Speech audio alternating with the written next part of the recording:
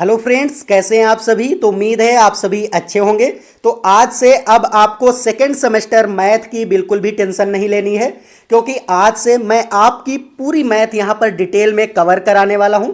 बस आप साथ साथ में कॉन्सेप्ट को समझते चलिए, और जो आपको लगे कि नहीं मुझे ये नोट कर लेना चाहिए तो आप उसको अपनी कॉपी में नोट भी कर सकते हैं। वैसे भी ये मैं जो पीडीएफ आपको दिखा रहा हूं इसको मैं अपने टेलीग्राम चैनल पर डाल दूंगा, वहां से आप जो है फ्री में इसको डाउनलोड कर पाएंगे। तो अगर आप इसको फ्री में डाउनलोड करना चाहते हैं तो मेरा टेलीग्राम चैनल ज्वाइन कर लीजिए, जिसका लिंक डिस्क्रिप्शन में है। वहां से आप उसको ज्वाइन करके इसको फ्री में डाउनलोड कर पाएंगे। तो आज का जो यहाँ पर सेकेंड सेमेस्टर का पहला चैप्टर है लासा और मासा, यहां से हम स्टार्ट करेंगे और पूरे यहां पर जितने भी आपके चैप्टर हैं मैथ के उन सभी को हम डिटेल में कवर कराने वाले हैं। आपको इससे ज़्यादा कुछ भी पढ़ने की ज़रूरत नहीं, जितना मैं करा रहा हूं बस आप उतना ही करते चलिए। यकीन मानिए आपके 25 में 25 नंबर यहां पर मैथ में आने वाले हैं। बस आप हौसला मत हारिए, सारी चीज़ें आप कवर करते चलिए। वैसे भी कहा गया है कि आज रास्ता बना लिया है तो कल मंजिल भी मिल जाएगी। हौसलों से भरी यह कोशिश एक दिन जरूर रंग लाएगी, जरूर रंग लाएगी। तो आपको हौसला बिल्कुल भी अपना कम नहीं करना है। तो वीडियो शुरू करने से पहले अगर आप चैनल पर नए हैं तो इसको सब्सक्राइब कर लीजिए, जिससे कि जो मैं आगे यहाँ पर वीडियो कराऊंगा उनकी नोटिफिकेशन आपसे मिस नहीं होगी, और आपकी जो प्रिपरेशन है वो सारी यहाँ पर बहुत अच्छे तरीके से कंप्लीट होगी। चलिए स्टार्ट करते हैं। पहला चैप्टर एलसीएम और एचसीएफ। तो हम एकदम बेसिक से यहां पर स्टार्ट कर रहे हैं कि लासा को क्या कहते हैं। लासा का यहां पर फुल फॉर्म क्या होता है, पूरा नाम अगर लासा का पूछ लिया जाए तो क्या होगा, लघुत्तम समापवर्त। आपको याद रखना है कि लासा को क्या कहते हैं, लघुत्तम लघुत्तम समापवर्त कहते हैं, समापवर्त कहते हैं। इंग्लिश में एलसीएम बोला जाता है। एलसीएम का फुल फॉर्म क्या होता है, लीस्ट कॉमन कॉमन मल्टीपल होता है। क्या होता है, मल्टीपल होता है। तो लीस्ट कॉमन मल्टीपल मतलब कि एलसीएम। अब मासा का यहां पर पूरा नाम क्या होता है, तो महत्तम समापवर्त कहते हैं। क्या कहते हैं, महत्तम समापवर्त कहते हैं, समापवर्त। एचसीएफ मतलब कि highest common factor, highest common factor होता है इसका पूरा नाम। तो ये आपको ध्यान रखना है। अब देखिए लघुत्तम का मतलब होता है सबसे छोटी जो संख्या। जब आपसे क्वेश्चन में पूछ लिया जाए कि वह छोटी से छोटी संख्या कौन सी होगी जिसका एलसीएम यह होगा, तो आपको ध्यान रखना है कि वहां पर क्या है, आपको एलसीएम निकालना होगा। जब आपसे कह दे कि बड़ी से बड़ी संख्या ज्ञात कीजिए तो आपको क्या करना, वहां पर मासा मतलब एचसीएफ आपको निकालना होगा। तो ये टर्म आपको ध्यान रखना है। अगर लघुत्तम कहा जाए तो एलसीएम होगा, अगर महत्तम कहा जाए तो इसका मतलब क्या हो जाएगा, वहां पर एचसीएफ हो जाएगा, मासा हो जाएगा। चलिए अब नेक्स्ट हम देख लेते हैं कि यहां पर लासा ज्ञात करने की जो विधियां होती हैं वो कितनी होती हैं, तो दो होती हैं। आपको ध्यान रखना है आपके सिलेबस में ये दो विधियां दी गई हैं, इसीलिए मैंने ये दो विधियां यहां पर ले ली हैं। देखो क्या है यहां पर, पहली है जो विधि वो है अभाज्य गुणनखंड विधि, जिसको कहते हैं प्राइम फैक्टराइजेशन मेथड। अब ये होता क्या है, जैसे आपको दे दिया जाए कोई भी यहां पर जैसे नंबर दे दिया जाए, 2-3 नंबर यहां पर दे दिए जाते हैं। जैसे यहां पर अगर आपको दे दिया जाए 9, 15 और यहां पर 27, तो कह दिया जाए कि आपको अभाज्य गुणनखंड विधि से इसका क्या करना है, लासा निकालना है। तो आप इसको लासा कैसे निकालेंगे, तो देखिए 9 को आपको फैक्टराइज करना है। देखो यहां पर क्या बोला गया, प्राइम फैक्टराइजेशन, मतलब आपको फैक्टर कर देना है। अब देखो 9 को अगर आप फैक्टर करेंगे तो क्या होगा, 3 गुणे 3 आ जाएगा, यहां पर बिल्कुल आ जाएगा। अगर आप 15 का करेंगे तो 3 गुणे 5 मतलब 3 पंचे 15 होता है। और यहां पर 27 का क्या होगा, 3 गुणे 3 गुणे 3 होगा, 3 तिया 9 तिया 27 हो जाता है। तो यहां पर क्या हुआ, अब आपको देखना है कि सबसे ज्यादा बार 3 कितनी बार मिल रहा है, क्योंकि यहां पर क्या करना है, आपको फैक्टर करने थे। तो यहां पर देखो 3 इसमें मिल रहा है तो आपको 3 बार यहां पर 3 लिख देना है। और फिर क्या आपको एक 5 मिल रहा है तो 5 लिख देना है। बस यही आपको मल्टीप्लाई कर देना है और आपका आंसर आ जाएगा। 3 तिया 9 तिया 27 और 27 पंचे कितना हो जाता है, 27 की अगर आप 5 से कर देंगे तो यहाँ पर 5 सत्ते 35, 5 आ जाएगा, 3 यहाँ पर कैरी आ जाएगा और 5 दूनी 10 और 3 13, मतलब कि 135 जो होगा वो आपका क्या हो जाएगा, यहाँ पर आंसर हो जाएगा। तो इसी तरीके से आपको अभाज्य गुणनखंड विधि से जब भी पूछेगा एग्जाम में आपके, तो इसी तरीके से आपको पहले फैक्टर कर लेने हैं, मतलब गुणनखंड कर लेने हैं उसके बाद में आपको क्या करना है, जो नंबर सबसे ज़्यादा बार आया हो उसको लिख लेना है, और फिर जो नंबर यहाँ पर बचा हुआ हो उसको लिख करके यहाँ पर गुणा कर देनी। अच्छा, भाग विधि में क्या होता है, तो भाग विधि में तो बहुत इजी है, आपने बचपन से किया होगा, जैसे 9, 15 और 27, इसको डायरेक्ट क्या करना है आपको, यहाँ पर भाग विधि। तो देखिए यहाँ पर सबसे पहले 3 से, अब 2 से तो कटेगा नहीं कोई नंबर, तो इसलिए 2 तो हम लिखेंगे नहीं, आपको डायरेक्ट यहाँ पर 3 लिख देना। अब 3 तिया 9 हो जाएगा, 3 पंचे 15 और 3 9 27 हो जाएगा। फिर 3 से काटेंगे तो 3 एकम 3, ये 5 आ जाएगा, 3 तिया 9, अभी भी 3 से कट जाएगा ना, तो ये 1 आ जाएगा, ये कितना आ जाएगा, यहाँ पर 5 आ जाएगा, और ये 1, अब 5 से फिर कट जाएगा, तो यहाँ पर 1, 1 और 1, मतलब तब तक आपको यहाँ पर काटना होता है जब तक कि आपका जो है यहाँ पर सभी डिजिट जो है 1 1 1 ना आ जाए। तो यहाँ पर क्या करना, देखो इसको फिर से यहाँ पर मल्टीप्लाई, लासा करने के लिए क्या करना होगा, यहाँ पर मल्टीप्लाई। देखो 3 तिया 9 तिया 27, 27 पंचे कितना होगा, 135, वही आ गया आंसर आपका। तो आप किसी भी मेथड से अगर करेंगे तो से वही आंसर आपका आएगा जो यहाँ पर फैक्टराइजेशन मेथड से आ रहा हो या फिर डिवीजन मेथड से आ रहा हो। तो बस आपको ध्यान रखना है कि कैसे आपको फैक्टर करना है, बेसिक चीज़ें आपको समझते चलना है, और आपका यहाँ पर मैथ जो है पूरा क्लियर हो जाएगा। चलिए अब नेक्स्ट देख लेते हैं, यहाँ पर अभाज्य गुणनखंड विधि से लासा ज्ञात करना। ये वाला जो क्वेश्चन है आप में हर बार 1 से 2 क्वेश्चन आते हैं, और आपको ये ध्यान भी रखना है, क्योंकि सेकेंड सेमेस्टर में क्या होता है, बहुत सारे लोग जैसे बीए करके आते हैं, तो जब वो बीए करके आते हैं तो उनके पास उनका बैकग्राउंड मैथ का नहीं रहा होता है, तो उनको मैथ थोड़ा टफ लगती है। तो इसलिए आपको यहाँ पर सारे कॉन्सेप्ट समझते चलना है। अगर आप समझते चलेंगे तो यकीन मानिए आपके सारे यहाँ पर कॉन्सेप्ट भी क्लियर हो जाएंगे। अगर कोई डाउट है तो आप कमेंट करके भी पूछ लीजिए, मैं आपके पूरे यहाँ पर आंसर करने की कोशिश करूँगा। चलिए, तो अभाज्य गुणनखंड विधि से क्या कह रहा है कि यहाँ पर लासा आपको ज्ञात करना है। जैसे यहाँ पर दे रखा है 117, 221 और 234 के अभाज्य गुणनखंड विधि से आपको क्या करना है, लासा ज्ञात करना है। ये क्वेश्चन दिया है, आपको करना क्या है, अभी मैंने बताया कि 117 को आपको क्या करना है, फैक्टराइज कर लेना है, फिर 221 को क्या करना है, यहाँ पर फैक्टराइज कर लेना है, और फिर यहाँ पर 234 को भी यहाँ पर आपको फैक्टराइज कर लेना है। चलिए यहाँ पर हम पहले फैक्टराइज कर लेते हैं। तो 117 को आप कैसे काट सकते हैं, क्या ये 3 से कट जाएगा, 2 से तो कटेगा नहीं। देखो 2 से काटने के लिए लास्ट में या तो 0 होना चाहिए या फिर 2 का मल्टीपल होना चाहिए इकाई वाली डिजिट। तो यहाँ पर तो 7 लिखा हुआ है लास्ट वाली डिजिट, तो आपको क्या करना है यहाँ पर, अब ये 3 से कट जाएगा। 3 से कैसे काटना होता है, सभी डिजिट को अब आपको ऐड करना होता है। जैसे हमने 1 ऐड किया, फिर 1 ऐड किया, फिर 7 ऐड किया। अब इसको यहाँ पर देखिए कि 1 + 1 2 और 7 9, और 9 जो है वो 3 से कट जाएगा। इसका मतलब ये पूरी जो डिजिट है वो किससे कट जाएगी, आपकी यहाँ पर 3 से कट जाएगी। तो चलिए यहाँ पर 3 से काट लेते हैं। तो 3 तिया 9 हो जाएगा, 2 11, 2 बचा 27, 3 9 27, अभी भी 3 से कट जाएगा, 3 एकम 3 और यहाँ पर 3 तिया 9, अब 13 आ गया। तो 13 से डायरेक्ट कटेगा क्योंकि ये प्राइम नंबर है, इसलिए 1 आ जाएगा। तो यहाँ पर 117 के क्या हो गए फैक्टर, देख लीजिए यहाँ पर 3 गुणे 3 और गुणे 13 हो जाएगा। अब 221 भी देख लेते हैं यहाँ पर कैसे आपको करना है। तो 221 में अगर आपको करना है तो ये किससे कटेगा, अब देखो 221 है तो ये डायरेक्ट ना तो 2 से कटेगा, 3 से देखिए 2 2 4 1 5, 3 से भी नहीं कटेगा, 7 से भी नहीं कटेगा, ये डायरेक्ट 13 से कट जाएगा। तो 13 से आप इसको डिवाइड कर दीजिए। अब 13 एकम 13 हो जाएगा, 9 बचा, मतलब कि यहाँ पर 91 होगा, 13 सती 91 होता है। अब 17 से आपको यहाँ पर डायरेक्ट काट देना है, तो 17 एकम 17, यहाँ पर कितने आ गए, 13 और गुणे 17, यहाँ पर आपका ये आ गया। अब 234 भी हम यहाँ पर फैक्टर कर लेते हैं, क्योंकि गुणनखंड करने हैं, तो 234 के भी हम यहाँ पर कर लेते। अब देखो लास्ट में 4 है, मतलब 2 का मल्टीपल है, मतलब 2 के गुणा में आता है ये 4। तो क्या करना है, 2 से कट जाएगा, तो 2 से पहले काटिए, तो 2 एकम 2 हो जाएगा, फिर 2 एकम 2 हो जाएगा, फिर 2 सते 14। अब देखो 117 यहाँ पर आ गया। अब 117 तो आपको पता है ना कि 3 से कटेगा, तो 3 से काटिए, 3 तिया 9, 3 9 27 हो जाएगा, फिर 3 से कट जाएगा, तो 3 एकम 3, 3 तिया 9, फिर 13 से कटेगा, 13 एकम 13। अब देखो इसके फैक्टर कितने आ गए, 2 गुणे 3 गुणे 3 गुणे 13। तो यहाँ पर इस तरीके से ये इसके फैक्टर आ गए। अब आपको करना क्या है, यहाँ पर सभी को जो है लासा निकालना है, तो लासा चलिए निकाल लेते हैं।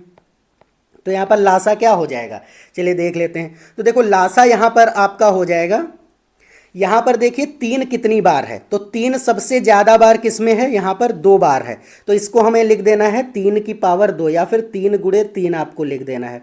यहाँ पर 2 भी एक बार है तो 2 भी सामने आप लिख दीजिए, 2 गुणे 3 हो गया। अब यहाँ पर देखो 13 एक ही बार है तो 13 एक ही बार यहाँ पर सबसे ज़्यादा। अब क्या है 17 है तो 17 आपको यहाँ पर लिख देना है।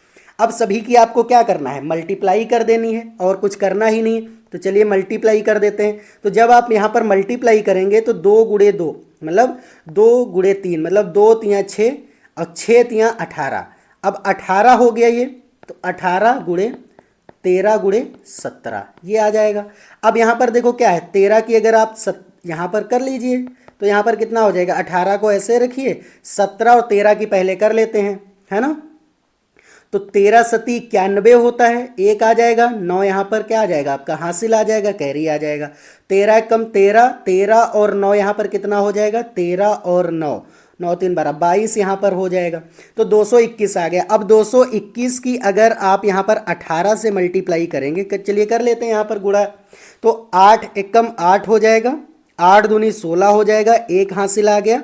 तो 8 दूनी 16 एक 17 यहाँ पर हो जाएगा। फिर 1 एकम 1 हो जाएगा, 1 दूनी 2 हो जाएगा और 1 दूनी 2 हो जाएगा। तो 8 6 1 7 हो जाएगा, 7 2 9 हो जाएगा और 2 1 3 हो जाएगा। मतलब 39 78 जो है ये आपका क्या हो जाएगा, लासा हो जाएगा, 39 78। तो यही आपका आंसर हो जाएगा। तो उम्मीद है आपको अब लासा समझ में आ गया होगा। चलिए मैं एक बार फिर से समझा देता हूं। देखिए यहाँ पर दिया क्या था, 117 दिया था, 221 प्लस 200 यहाँ पर और 234 दिया था। इसके आपको अभाज्य गुणनखंड विधि से एलसीएम निकालना था, मतलब लासा निकालना था। तो हमने यहाँ पर देखिए फैक्टर कर लिए तीनों के, फिर यहाँ पर लिख लिया। लिखने के बाद क्या किया कि यहाँ पर आप देखिए कि जो 3 है वो सबसे ज्यादा बार कितनी बार है, तो यहां पर भी 2 बार है, यहां पर भी। इसका मतलब है 3 जो है वो 2 बार है। और यहां पर 2 कितनी बार है, केवल एक ही बार है, तो आपको 2 लिख देना है। फिर 3 देखो मैक्सिमम टाइम कितनी बार है, तो 2 बार है, तो 2 बार हमने 3 लिख दिया। 13 देखना है कितनी बार है, तो 1 बार ही है, तो 1 बार यहां पर हमने लिख दिया।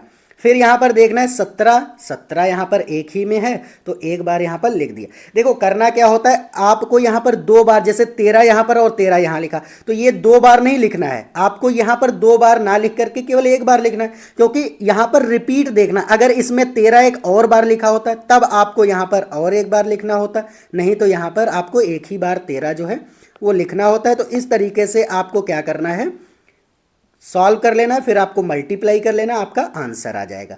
चलिए अब यहां पर हम देख लेते हैं कि भाग विधि से लासा ज्ञात करना। तो ये काफ़ी इजी होता है, आप लोगों ने 7th में भी पढ़ा होगा।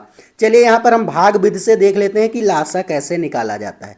तो यहां पर लासा निकालने के लिए आपको क्या करना होगा, सबसे पहले तो सभी नंबर्स को आपको लिख देना है।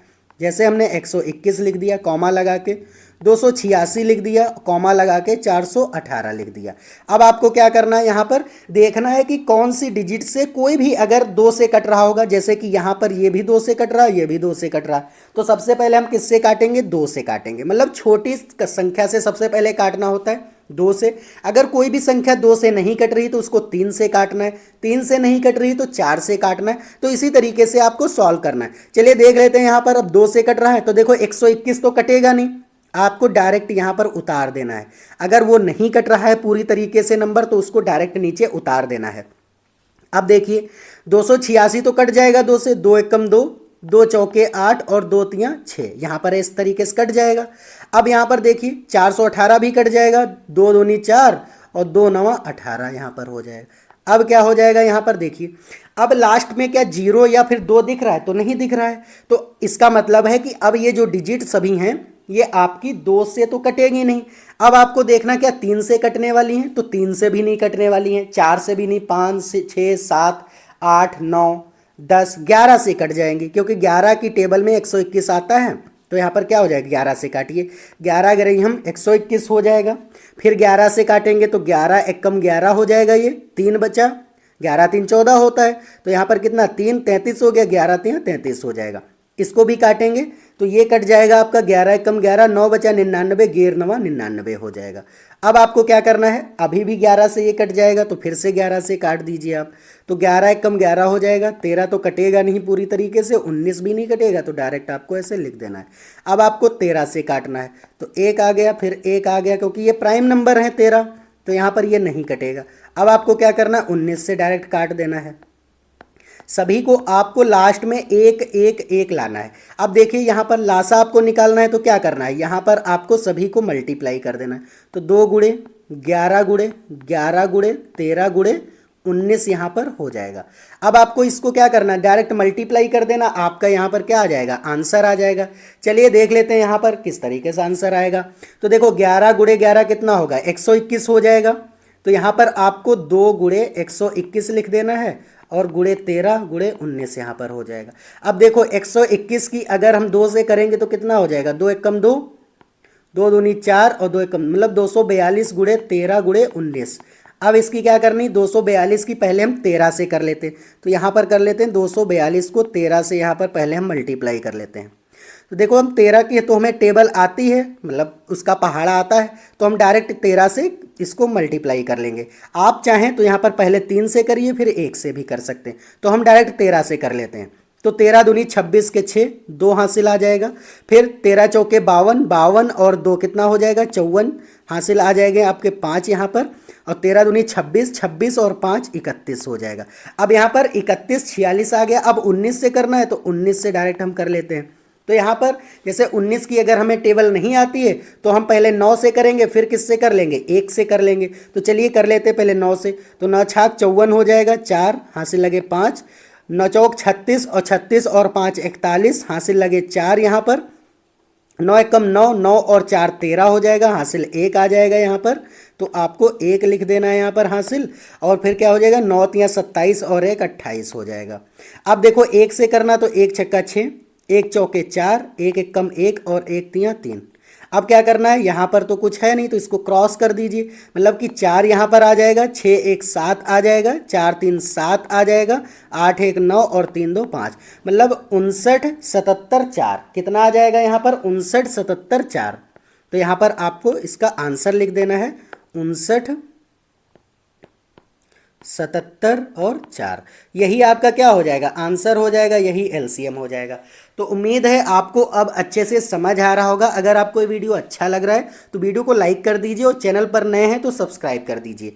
तो अब मैंने जो है एलसीएम मतलब लासा की दोनों विधियां, पहले मैंने कौन सी कराई थी, यहाँ पर गुणनखंड विधि से आपको बता दिया, फिर यहाँ पर मैंने भाग विधि से बता दिया कि आपको कैसे करना है। अगर आप चाहें तो इसको नोट कर लीजिए, वैसे भी मैं ये पीडीएफ आपको सेंड कर दूंगा टेलीग्राम चैनल पर, तो आप वहाँ से इसको इजीली डाउनलोड कर पाएंगे।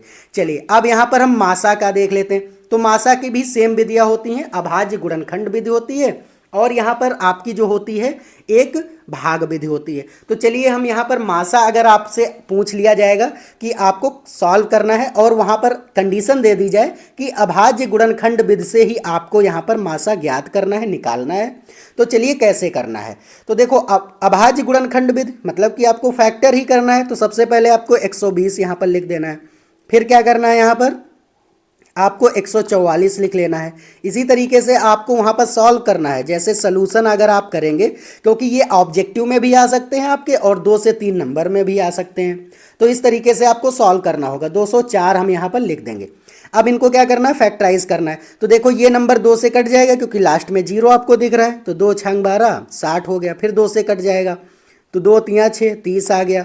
फिर 2 से कटेगा तो 2 एकम 2, 2 पंचे मतलब 15 आ जाएगा। अब 3 से कटेगा, 3 पचे 15 होता है, और 5 एकम 5। ठीक है, तो इस तरह। अब 144 भी 2 से कट जाएगा, बिल्कुल कट जाएगा। 2 से कटेगा, 2 सते 14, 2 दूनी 4। फिर 2 से काटेंगे, 2 तियाँ 6 और 2 छंग 12 हो जाएगा, 36 आ जाएगा। फिर 2 से काटेंगे तो 2 एकम 2, 2 अठे 16 18 आ जाएगा। फिर 2 से काटेंगे, 2 9 18। फिर 3 से काटेंगे, 3 तियाँ 9 और 3 एकम 3 हो जाएगा। ठीक है, इस तरीके से आपको फैक्टर कर लेने हैं। अब 204 को यहाँ पर फैक्टर कर लीजिए। 204 के अगर आप करेंगे तो 2 से कटेगा, 2 एकम 2 और 2 दूनी 4 हो जाएगा। फिर 2 से 2 पंचे 10 और 2 एकम 2 हो जाएगा। अब देखो ये किससे कट सकता है, तो 3 से कटेगा 51, क्योंकि 3 की टेबल में आ जाएगा। 3 एकम 3, तीनों सत्ते तो 17 हो जाएगा और 17 एकम 17 हो जाएगा। अब आपको करना क्या है, यहाँ पर आपको HCF निकालना है। तो यहाँ पर ऐसे आप वहाँ पर HCF लिख देंगे एग्जाम में। अब आपको क्या करना है, 120 के यहाँ पर लिखना है और 120 के फैक्टर यहाँ पर लिख देना है। 2 गुणे 2 गुणे 2 गुणे 3 गुणे 5 यहाँ पर लिख देना है। फिर आपको क्या करना है, 144 के भी यहाँ पर फैक्टर आपको लिखने हैं। तो 144 आप लिख दीजिए और यहाँ पर 2 गुणे 2 गुणे 2 कितनी बार है, 1 2 3 4 बार है 2, तो 4 बार हमने 2 लिख दिया और 3 है, फिर 3 है यहाँ पर आ जाएगा। फिर यहाँ पर 204 आपने लिख दिया, 204 आपने लिखा और इसके भी फैक्टर लिख लेंगे। तो 2 गुणे 3 गुणे 17 यहाँ पर आ जाएगा। अब आपको देखना क्या है कि कॉमन मल्टीपल यहाँ पर देखना है। देखो HCF क्या होता है, हाईएस्ट कॉमन फैक्टर होता है। तो आपको यहाँ पर कॉमन फैक्टर देखने हैं। तो कॉमन फैक्टर देखो, एक तो ये 2 मिल रहा है आपको, देखिए तीनों में जो मिले, तीनों में एक ये 2 मिल रहा है और एक ये वाला 2 मिल रहा है ना। देख लीजिए आप, अच्छे से समझिए इसको। अब देखो एक 3 मिल रहा है, केवल तीनों में जो होगा उसी को हमें कॉमन लेना होता है। यहाँ पर देखिए एक 3 मिल रहा है ना, तो ये केवल 3 चीज़ें मिली। कौन कौन से मिली, 2 मिला, फिर 2 मिला और एक 3 मिल गया। तो HCF आपका क्या हो जाएगा, यहाँ पर HCF अगर आपको इन तीनों का निकालना होगा तो आप कैसे निकालेंगे, 2 गुणे 2 मतलब 4 तियाँ 12, तो इसका HCF जो है वो 12 आ जाएगा। ये कौन सा मेथड था, तो ये यहाँ पर अभाज्य गुणनखंड मेथड था। उम्मीद है आपको समझ आ गया होगा। चलिए फिर से एक बार समझा देते हैं।